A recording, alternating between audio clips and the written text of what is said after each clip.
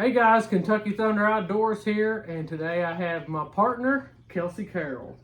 And we're going to talk about going into the next few days. It's going to be going into Saturday, which is opening day. And I'm going to show you what I did to prepare for that and the steps that I always take every single year to make sure that I'm ready for that opening day. The first thing I want to talk about is the gun I use. I've been using this gun for the last couple years. I'm really impressed with it, and I want to try to leave some links in the description so you can check these items out yourself and see what you think. The first thing that I'm going to show you is the gun. This is a Savage. This is, I believe, the Axis version. But this is basically a standard Savage. This is chambered in 6.5 Creedmoor. It's just something I like. We've been using our own loads. We load these bullets. This is the Hornady 140 grain ELD match grade bullet, and these are shooting about 2,725 feet per second. So these are really nice rounds. The buck that I killed last year, I'll show a picture of that one. I shot that one on opening day.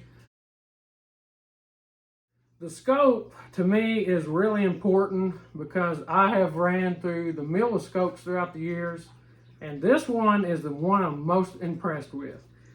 This is an Athlon 6x24x50 long range scope. This is a really nice one. I'll try to get that in there and let you look at it. Pretty nice little scope. It actually comes with the covers already.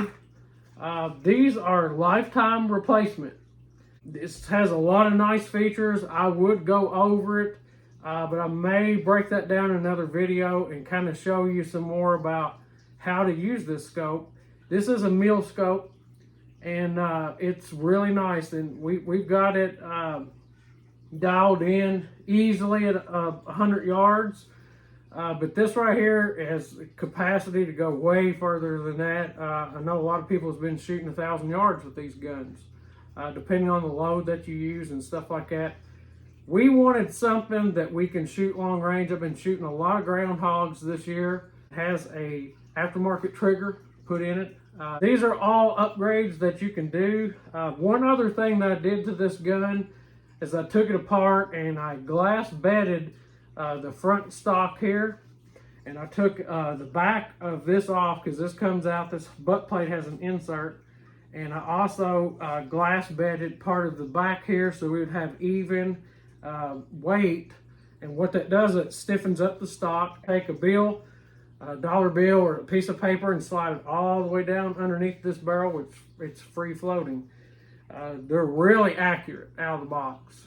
Probably, in my opinion, they're probably the most accurate rifle that you can just pick out of the box, that you can go to a box store and buy.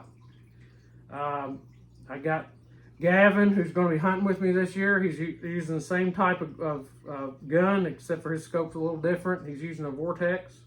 I'm impressed with this gun and just how accurate they shoot. So me and Gavin basically got prepared. I got our guns both lined up, and they're shooting dead on at 100 yards. So where we're going to be set up this year was the same place that we hunted last year. We're actually going to be in the woods this time, and there will not be a shot probably past 100 yards, and most of those are going to be on the inside. So we're bringing pistols too, because there could be a possibility you have one come in way closer than 50 yards, and it's going to be a challenge to shoot one with a rifle at that close. So we're prepared for it. So you may see us shoot one with a pistol, or may shoot one with a rifle. In the state of Kentucky, as long as it is a center fire pistol round, you can shoot it. So you can't use a 22 or anything like that. It has to be center fire. I'm going to share, when it gets closer to the end of this video, some regulations that you guys can look into. Put some links in the description. So if you're interested in hunting this year and you're not 100% sure what to use as far as archery equipment or anything like that, Kentucky's pretty lenient on that, and I'll show you what you have to have. So the next thing I want to address is I'm going to have Kelsey to take control of this for a second, and she wants to tell you some interesting things about some stuff that she has found outdoors. And I'm going to get a bag ready and show you what's in that bag, but first I'm going to let her do the talking. So Kelsey, you take it away. Did you know an earthworm makes soil good for plants to grow? It's true. And think of earthworm the next time you see one. And also, an earthworm is not a bug. Some scorpions are poisonous. And also, a scorpion lives in the desert and it comes out at night. Okay, so we got to learn a little bit about the outdoors there. What I want to go through now is what we do to prepare, or at least I do, in order for me to get ready for the season. There's a few things that I have to have in my bag that I do not want to leave without. This is something I just tried a couple of years ago, and it just was really convenient. It's basically field foam. This is phase 3 of an Illusion system. And when you're out in the field, if you need, sometimes we get sweaty or hot or whatever from walking and stuff. What that's for, you just basically pump some out and you wipe it on your face or whatever, and it descents you and it doesn't leave your clothes soaked. And when it's really cold outside, this is something that's really handy, because a lot of sprays and stuff, if you get too much on there, it could take a while to possibly dry out. So that's one of the things I keep in the bag. Now, the type of bag that I'm going to be using this year is this Cabela's bag. It's one I just kind of picked up, actually kind of through a yard sale. So it looks brand new, but it's got a lot of pockets in it. And I want to kind of show you my arsenal of what I use when I go deer hunting. So in here, I've got 2 scents. It's pretty basic. This is Code Red Whitetail Buck Urine. That's all it is. It's just urine for buck. And this is Golden Estrus. I like it because it's in a can. A lot of people are really finicky about whether the urine is old. I'm sure a whitetail buck, if they're around the scent very long, they can probably figure out if there's something going on. In my opinion, the least amount that I put out there, what I'm trying to do is I find, like, for example, we're going to be hunting over a scrape. There's several scrapes in the area. All I'm going to do is I'm going to bait that scrape with that urine on my way in and on my way out, so that for some reason there's a buck that comes through there, thinks that there's something passing through, and maybe, and it doesn't always work, but sometimes it increases your chances of activity coming through that area to find out if there's bucks coming through. Now that probably depends on if he's seen you or not. So I try to be careful about that. These are something that no matter where I go, if I hunt, these never ever stay home. These are Vortex 8 by 42 binoculars. These, in my opinion, are some of the best quality binoculars you're going to find. Yeah, there's some that cost a lot of money. These were about $140, and they're well worth it. Plus, they have a lifetime warranty on them. This is something that is optional, but to me, precision is everything.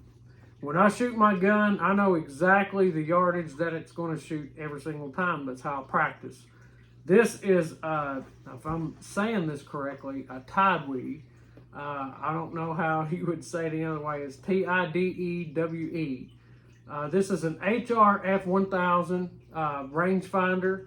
I know it will reach up to 1,000 yards. This is just a really good gauge that when I'm out in the woods, I can pick trees and stuff. I start, range find everything, know the range that I'm shooting. That's really important during gun season, or really any season. And the reason why that's important is because when you're shooting a weapon, you're responsible for that deer. And I want to be able to make an effective shot. So if it's too close and I have a pistol and I'm confident with it because I shoot it quite a bit, I use hollow points in it, and it's a really accurate pistol. You have to practice with everything that you're going to shoot. You can have the best gun that money can buy and the best technology.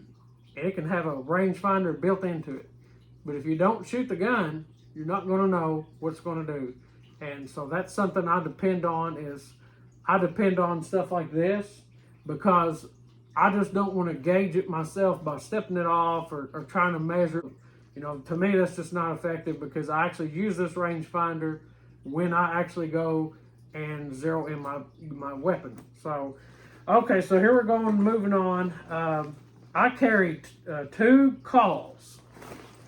This is an extinguisher deer call by Illusion System. Same one that makes the scent-free Phase 3 foam. So anyway, this one, the reason why I like this one so much is it has a fawn, a doe, and a buck right here. And it's just a slider. You slide it up to the top. You got a fawn. You slide it to the next one, which is doe. And you can play around with this. You can go low. You can go high. And I know it sounds weird. And the buck, and you can go all the way down to the bottom here. They get pretty low. So the slider that I'm using, you can see right there, it has all 3 of them, the fawn, the doe, and the buck. And that's what I really like about this call is because me and Andrew both use this call, and there's lots of situations. I'm going to demonstrate this a little better, but I want to show you another one that I use. And it has one purpose only. It has the snort wheeze thing on the top, and I don't use it. A lot of people use it. There's nothing wrong with that. I do it in my natural voice because to me, I don't want to do it very often. And usually when I do the snort wheeze thing, I have spooked a deer and I'm trying to, if it doesn't see me directly, I'm trying to confuse the deer and make it think another deer moved in. What that means is when you do a snort wheeze, which is a, and you can do it any way you want to. It can sound as horrible as you want. The reason why I don't use this one is because this is what it sounds like. As you see, that sounds pretty funny. That will work. If you hear a real deer, they have a lot more different, in my opinion, a lot different sound because what you're hearing is they're actually inhaling. So their nasal passages are making a lot of weird noises, almost kind of like a sneeze, but it's more elongated. One of the things that I like to do is while I'm out and I decide I'm going to call and see if I can't draw attention to me, even though I can make this call here sound like different bucks, like for example, if I want to sound like a young buck and move it down, it does sound like 2 different bucks. But if I'm in a hurry and there's one coming in and I want to switch calls because maybe he's not responding to one, I'll pick this one up. They will actually hear this call from a long way off.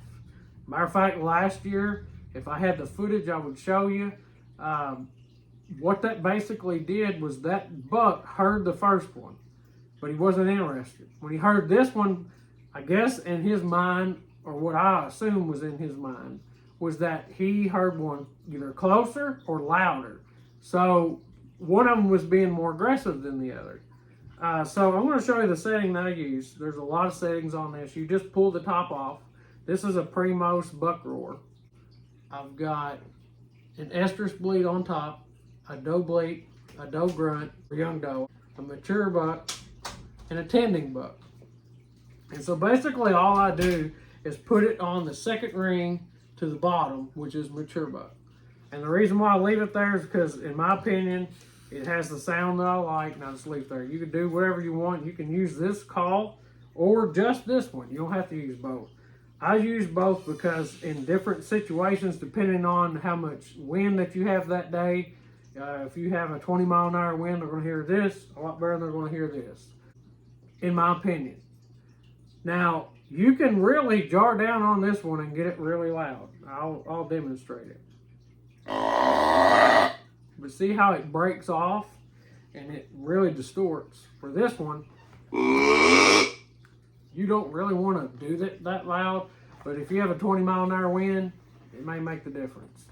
Well, I hope you enjoyed part 1 of this series. Part 2 is going to cover more about calling tactics, the type of pistol I'm going to use, and of course, the rest of what's in my gear bag.